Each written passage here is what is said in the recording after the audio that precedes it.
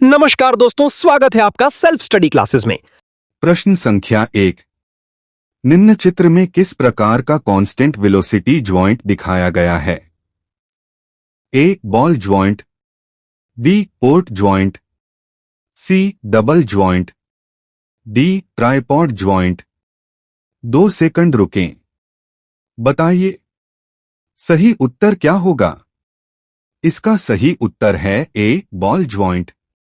चित्र में ball type constant velocity CV joint दिखाया गया है, जिसमें कई स्टील बॉल्स ग्रूस के अंदर लगी होती हैं।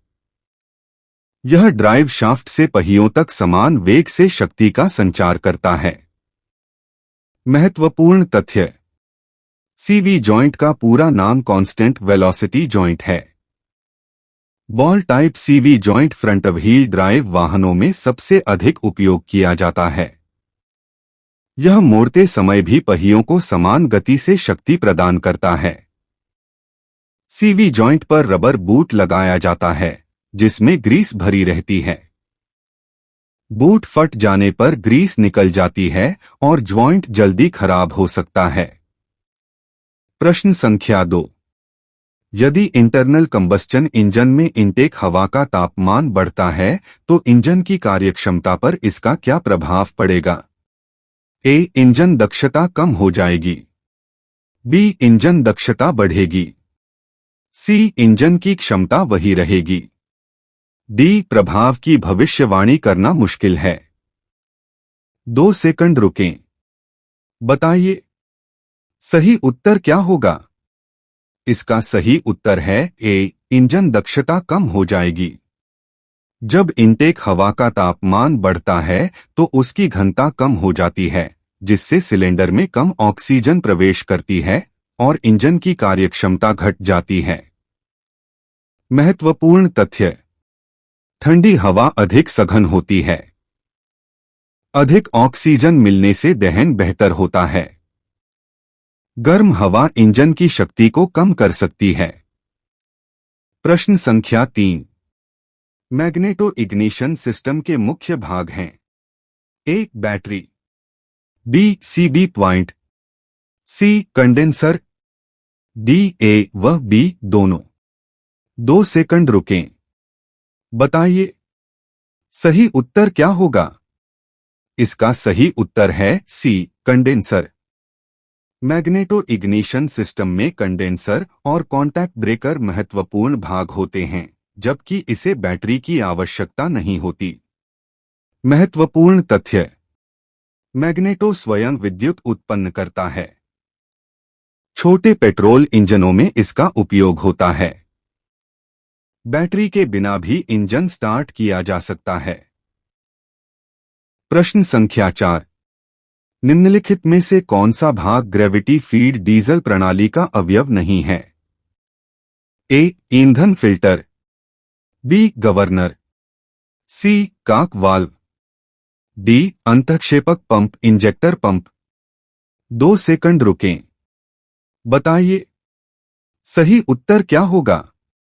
इसका सही उत्तर है बी. गवर्नर। गवर्नर इंजन की गति नियंत्रित करता है, जबकि ग्रेविटी फीड प्रणाली मुख्य रूप से ईंधन आपूर्ति से संबंधित होती है। महत्वपूर्ण तथ्य: ग्रेविटी फीड में ईंधन गुरुत्वाकर्षण बल से बहता है। इसमें ईंधन टैंक सामान्यतः ऊंचाई पर लगाया जाता है। प्रश्न संख्या 5।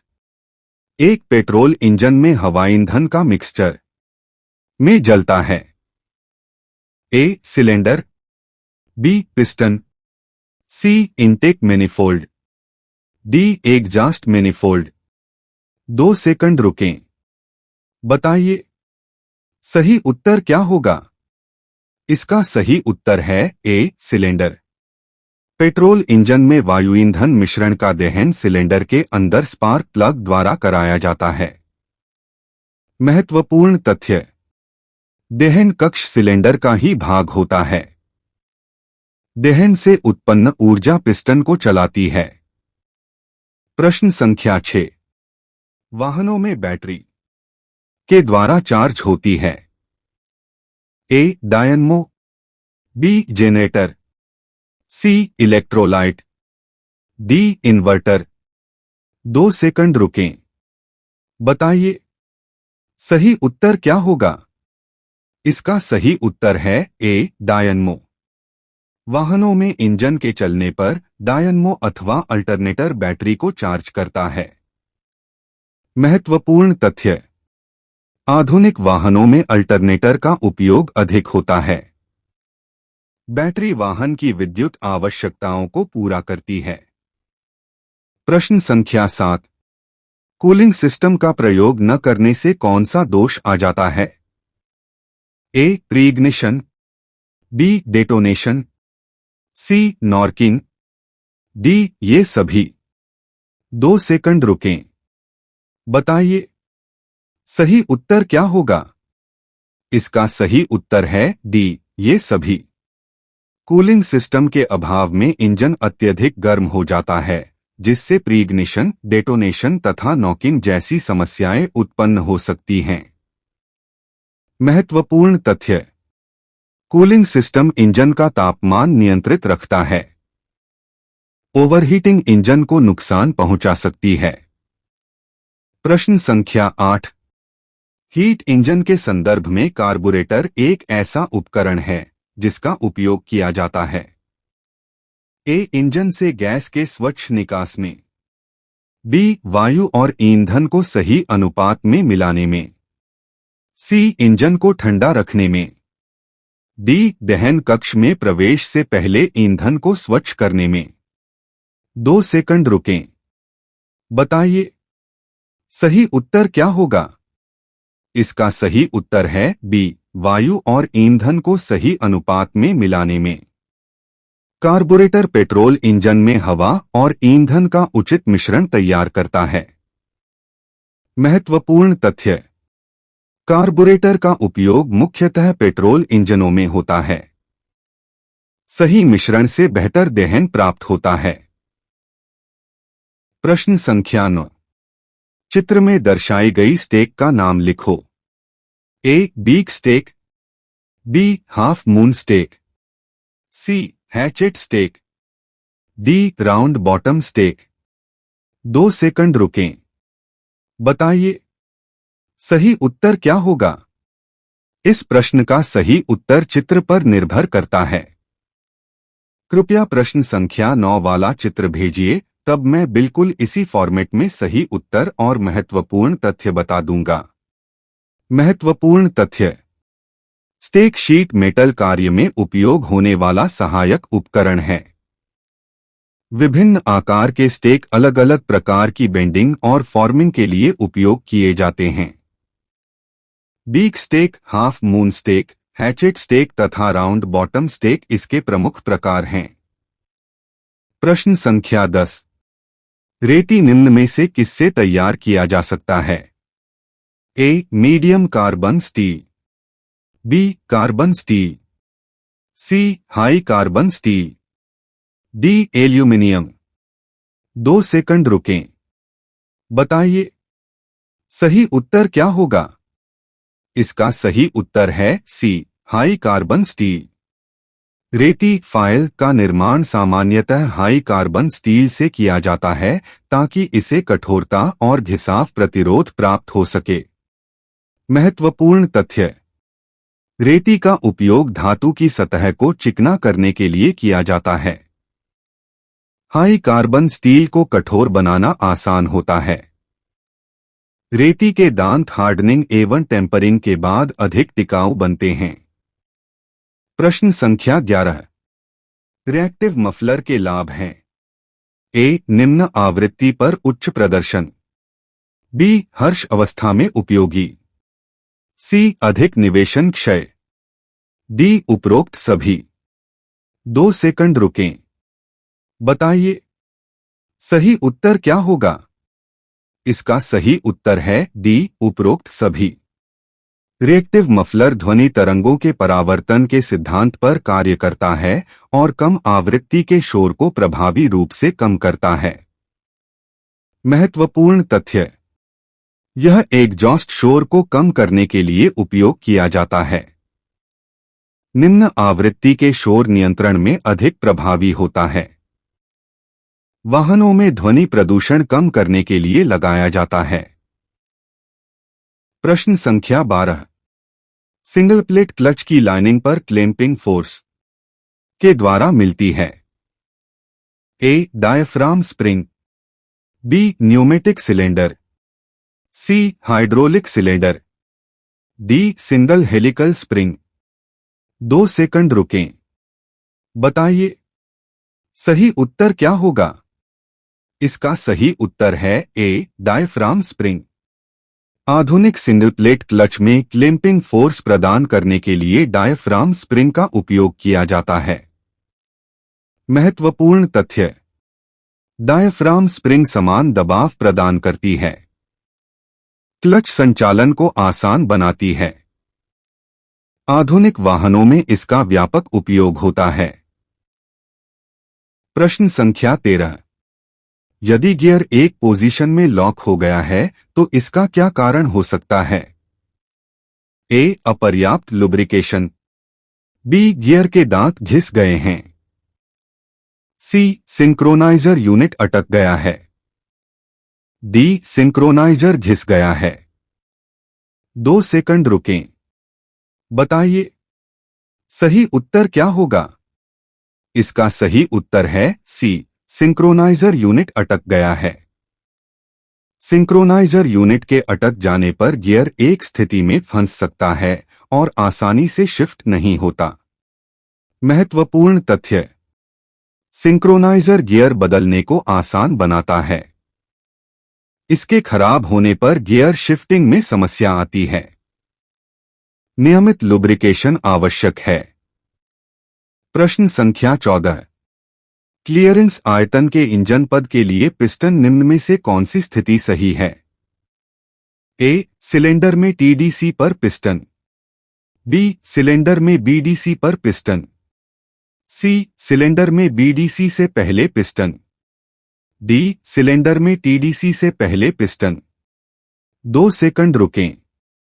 बताइए सही उत्तर क्या होगा। इसका सही उत्तर है ए सिलेंडर में टीडीसी पर पिस्टन। क्लियरेंस आयतन वह आयतन होता है जो पिस्टन के टीडीसी पर पहुंचने के बाद भी सिलेंडर में बचा रहता है। महत्वपूर्ण तथ्य। TDC top dead centre. Clearance आयतन कंप्रेशन रेशियो की गणना में उपयोग होता है। यह दहन कक्ष का आयतन कहलाता है। प्रश्न संख्या 15। निम्नलिखित में से किसका प्रयोग 12 मिमी से कम व्यास के ड्रिल को पकड़ने के लिए किया जाता है। A sleeve, B drill chuck, C socket, D drill drift. 2 second रुकें। बताइए सही उत्तर क्या होगा। इसका सही उत्तर है बी ड्रिल चक। छोटे व्यास की ड्रिल बिटों को पकड़ने के लिए ड्रिल चक का उपयोग किया जाता है। महत्वपूर्ण तथ्य। ड्रिल चक 3 जबड़ों वाला हो सकता है। यह ड्रिल बिट को मजबूती से पकड़ता है। पोर्टेबल ड्रिल मशीनों में इसका व्यापक उपयोग होता है। प्रश्न संख्या 16। निम्नलिखित में से किस फॉर्म की स्क्रू थ्रेड पर थ्रेड के फ्लैंकों के बीच शीर्ष कोण 29 डिग्री होता है। A knuckle thread, B buttress thread, C acme thread, D BA thread. 2 second रुकें। बताइए सही उत्तर क्या होगा। इसका सही उत्तर है सी एक्मे थ्रेड। एक्मे थ्रेड का शामिल कोण 29 डिग्री होता है और इसका उपयोग शक्ति संचरण में किया जाता है। महत्वपूर्ण तथ्य। एक्मे थ्रेड ट्रेपेजॉइडल आकार का होता है। लेथ मशीन के लीड स्क्रू में इसका उपयोग होता है। यह स्क्वायर थ्रेड की तुलना में मजबूत होता है। प्रश्न संख्या 17। नीचे चित्र में मार्क किए एक्स टेस्टिंग का क्या नाम है। A impeller testing, B water pump testing, C thermometer, D thermostat valve testing. 2 second रुकें। बताइए, सही उत्तर क्या होगा? इसका सही उत्तर है डी, थर्मोस्टेट वाल्व टेस्टिंग। चित्र में थर्मोस्टेट वाल्व को गर्म पानी में रखकर उसके खुलने के तापमान की जांच की जा रही है। थर्मामीटर की सहायता से तापमान मापा जाता है और देखा जाता है कि निर्धारित तापमान पर वाल्व सही प्रकार से खुल रहा है या नहीं। महत्वपूर्ण तथ्य: थर्मोस्टेट वाल्व इंजन के तापमान को नियंत्रित करता है। इंजन ठंडा होने पर यह बंद रहता है। निर्धारित तापमान प्राप्त होने पर यह खुल जाता है और कूलेंट का प्रवाह रेडिएटर की ओर शुरू कर देता है। थर्मोस्टेट वाल्व की जांच गर्म पानी में डुबोकर की जाती है। खराब थर्मोस्टेट वाल्व इंजन को ओवरहीट या ओवरकूल कर सकता है। प्रश्न संख्या 18। रेगुलेटर वाल्व का प्रकार है: A, spool relief valve, B, differential relief valve, C, ball तथा पिस्टन रिलीफ वाल्व, डी, उपरोक्त सभी। 2 सेकंड रुकें। बताइए, सही उत्तर क्या होगा? इसका सही उत्तर है डी, उपरोक्त सभी। रेगुलेटर वाल्व विभिन्न प्रकार के हो सकते हैं, जिनमें स्पूल, डिफरेंशियल तथा बॉल पिस्टन प्रकार प्रमुख हैं। महत्वपूर्ण तथ्य: रेगुलेटर वाल्व दबाव नियंत्रित करने के लिए उपयोग किया जाता है।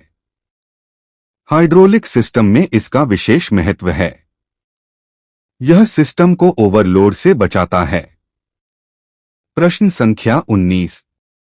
जीआई पाइप पर बाहरी चूड़ियां आसानी से काटी जाती है: ए, डाई व die stock, B, thread rollers से, सी, टैप द्वारा, डी, सेंटर लेथ। 2 सेकंड रुकें। बताइए, सही उत्तर क्या होगा? इसका सही उत्तर है ए, डाई व डाई स्टॉक।